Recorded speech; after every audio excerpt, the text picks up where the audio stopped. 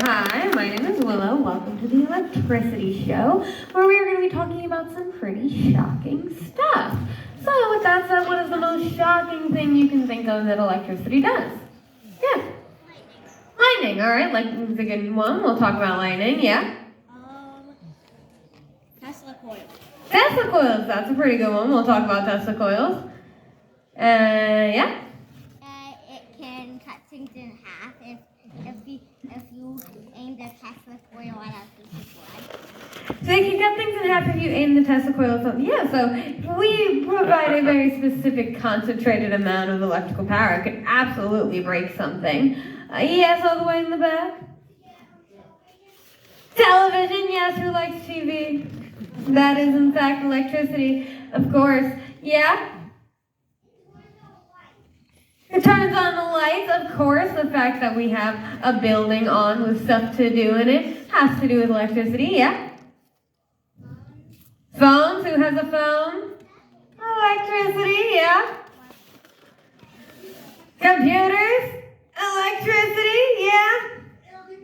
Air conditioning. I like that answer. Alright, so, yeah, we're going to hold off because there's going to be a lot of things that electricity does for us. It helps us lead our day-to-day lives. And not only is it used in the things that we use in our day-to-day lives, it exists around us constantly in this invisible electrical potential. So what we're going to be doing in this show is we're going to talk about electricity, we're going to talk about how it works, and we're going to try and harness that electrical power in order to do something truly incredible. Turn on a light bulb. Wow. I know. Who thinks I can turn on this light bulb using electricity? Alright, I'm not super confident. Okay. Who thinks I can turn it on without plugging it in? Somehow less confident in that. Weird. Anyway, we'll talk about how we can do that very soon because we have to talk about electricity first and we have to figure out how to get that electrical power into that light bulb without touching it. And to talk about electricity, we have to talk about something called flow, because that is what electricity is doing. Electricity is flowing. And to talk about flow, we have to talk about what is flowing, what it is flowing through, and how it flows. So if we back that up to what is flowing? If we are talking about the world is going to be made up of stuff. I'm stuff, you're stuff, and this stuff is more specifically going to be called matter. Now, does anybody know what the small things that matter is made up of is called? Atoms. Atoms, yeah. So, do I have any atoms here today? No. All of you are atoms. You should all be raising your hands. I see a bunch of atoms in the room. But atoms are going to have these little guys on them called electrons, and they're just going to orbit. I am now an atom with my electrons in orbit. Now, when we're talking about electricity, we are talking about the electron on that atom. Because electricity sounds kind of similar because that is what is flowing. The electron is what is moving, the electron is what is flowing. So that answers question 1, and now we're going to question 2, what it is flowing through. This electron is going to be jumping from atom to atom. So, who's ever been shocked by something before? Yeah, maybe by a doorknob, a slide. Slides will get you. An electric fence. Yeah. Rethink your choices. But that is going to be an electron jumping from that object to you. So I'm just going to toss my electron back into the crowd. Whee! Amazing. Do we have the electron? Electron, awesome.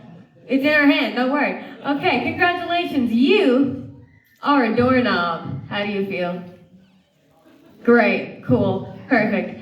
So, whoever has the electron right now is the doorknob. So, if I were to touch that doorknob, I would get shocked. But before that electron jumps to me, it has to jump to the closest atom nearby. And right now, that is going to be an atom of air. So pass that to one of your neighboring atoms of air. Amazing. You're air. How do you feel? Good, perfect. Don't we love air? Awesome. So now, again, I just need that electron to jump to some neighboring air, and eventually that electron will slowly start to make its way through all of this air back down to me. And it is going through a chain reaction. So now if this electron is the doorknob, it jumps through all of those little bits of air before it touches me. Where's my electron? Where's my electron? Give it a toss and I don't hail from Sports Zone, but it did hit my finger, which means I did get shocked. And that just sent an electrical signal to my brain telling me, ow, don't get shocked. Because we have electricity in our body. That's how our body works. It's electrical signals coming from our brain. Now that also means we have electrical potential inside of us that we can utilize to talk about how electricity flows. Because to talk about how electricity flows, I need 2 volunteers. I saw that hand all the way in the back, and you can come right down. Come on down. All right. So, what is your name, my friend? One more time? Reva? All right. Reva, can you stand right here for me? I'm going to give you these 2 electrons. Okay. Yeah, electrons. And what's your name? Steven, stand right here for me. Steven, I'm going to give you 1 electron. Awesome. How do you feel only having 1 electron? Do you want another electron? Reva, can you let him have an electron? Yeah, I know, and now you're sad because you want another electron, right? So Steven, just give it the electron. Awesome. But now I need you to just pass it back real quick.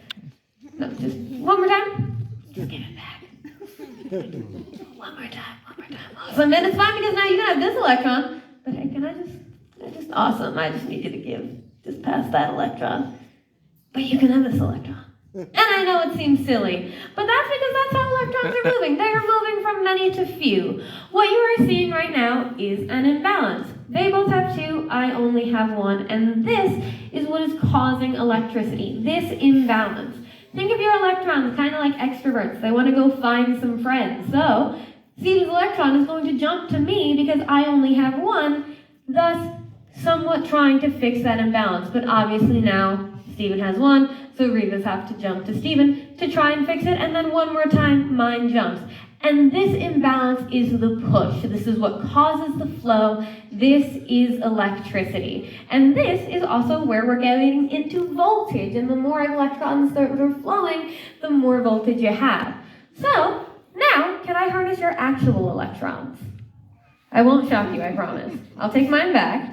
But I am going to see if we can use your electrons to provide a little bit of a push. So can I have Steven on this side, Reva on this side? You have a ball on either side. Pick a ball, doesn't matter which one, and put a hand on it. With your other hand, I want you to touch my key. Congratulations! You have just used the electrons in you to provide a little bit of a push in order to turn on this light. Crazy. And now if I take my key away and I put my hand here, if you touch my hand, same deal? A little closer. There it is. And now, if I go like this, I can turn on the other one. Because now we have all of this electrical power going through all of us. And if I take my hand away and then you do too, just touch fingertips. Not the nail. Make sure this, there it is. Contact, there it is.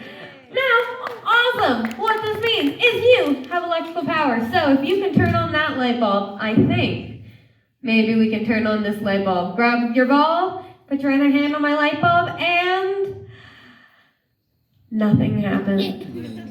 And I hate to embarrass you like this because I knew nothing was going to happen. But that is because while you do have electrical potential in your body, and it is really cool that you can turn on those lights, you can't quite turn on this one because none of us have quite enough power. So that means I need more power, and I need y'all to head back to receipts because this is where we get into the shock zone. Round of applause for them. Thank you for your donation of electrons. Very important. So now, this is why I got these yellow stanchions up, because this is where we are going to start building up a charge, get more power, and we want to keep everybody safe. But in order to do that, we have to start dealing with some much more high-tech scientific equipment like this balloon. Science. And this patch of fur. Yay. So if I were to take this balloon and give it a nice scrub, what kind of electricity am I building up? Yeah. Static electricity, exactly. I am using friction to scrape the electrons off of this fur and onto this balloon. My balloon loves electrons. It is going to hold on to them very, very well, and that means we're going to build up a large concentration of electrons here. But if we were to then expose that to something like, for instance, this LaCroix that has no LaCroix, it's just a can, that has less electrons, you are going to see that the electrons, the large amount of electrons, are going to want to start to jump to the can where there are fewer, and thus causing the can to chase after the balloon. Now we can't see anything going on between the can and the balloon because again, this